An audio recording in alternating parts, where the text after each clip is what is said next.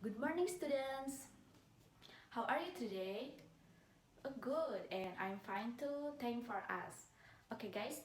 Before today's lesson, let's start praying together. Untuk KM-nya tolong disiapkan untuk berdoa bersama ya. Alhamdulillah. And now I'm going to ask you to check the friends on the right or left. Who do you think is not coming in? Gimana? Everyone was present? Alhamdulillah.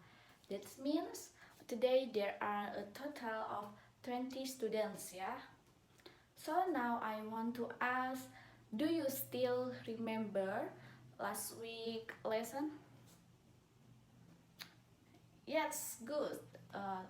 Last week is descriptive text. And what is descriptive text? Who wants to try to answer? Oh, Tasya, please. Yes, it's really great that Tasya still remember it. So, Tasya menyebutkan bahwa descriptive text yaitu teks yang menceritakan atau menggambarkan sesuatu, baik itu contohnya rumah, orang tua, hewan, dan itu menggambarkan seperti karakteristik dan yang lainnya.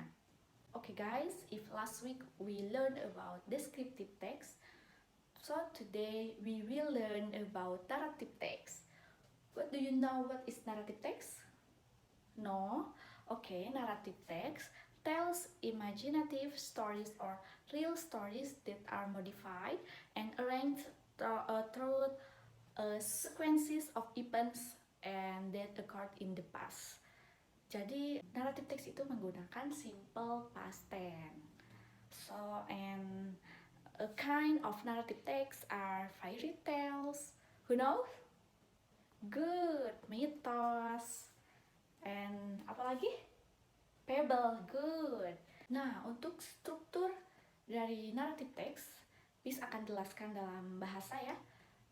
Ada yang pertama orientation, yaitu bagian pembuka dari sebuah cerita teks naratif.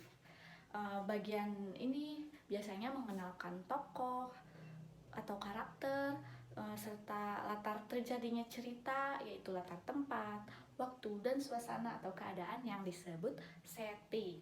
Dan yang kedua yaitu complication.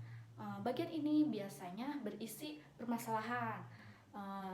Terus di dalam complication ini ada 3 bagian, yaitu rising action, masalah mulai muncul, dan yang kedua klimaks, itu puncak dari permasalahannya, dan yang terakhir itu falling action atau tensi permasalahannya mulai menurun dan mulai menemukan titik penyelesaiannya, dan itu berada di complication.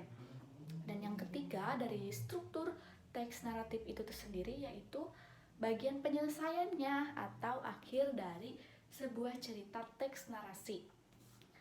Biasanya sebuah cerita teks narasi itu bisa diakhiri dengan atau ditutup dengan akhir yang menyenangkan atau disebut dengan apa? Happy ending. Terus apalagi? Sad ending, betul. Dan ada yang juga yang menggantung, yaitu cliffhanger atau bisa jadi plot mendatar gitu.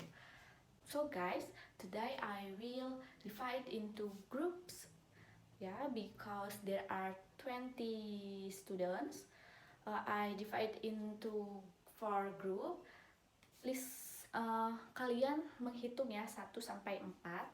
Then join with your friend who have the same number. For example, you number 1 and will gather with number 1's friends other ya.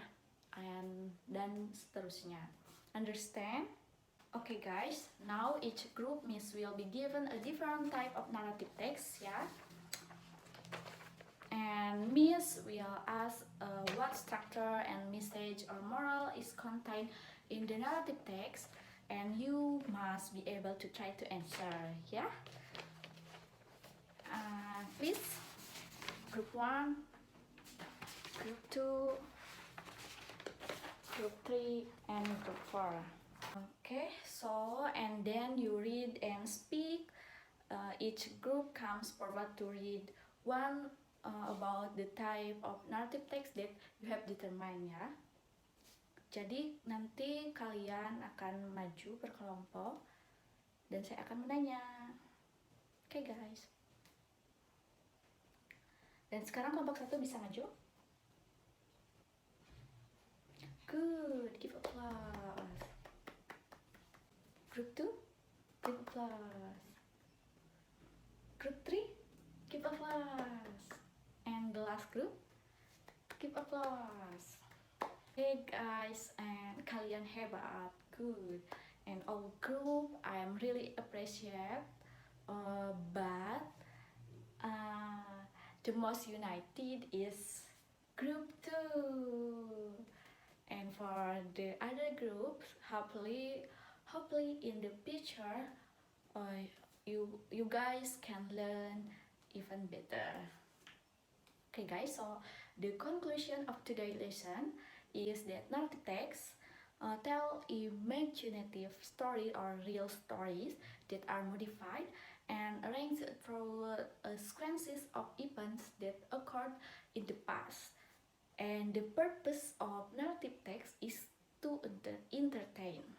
Okay guys, well, there are no assignment for next week, but you have to find out what recount text is. Jadi materi untuk minggu depan yaitu recount text, dan kalian harus mencari-cari tahu apa itu recount text.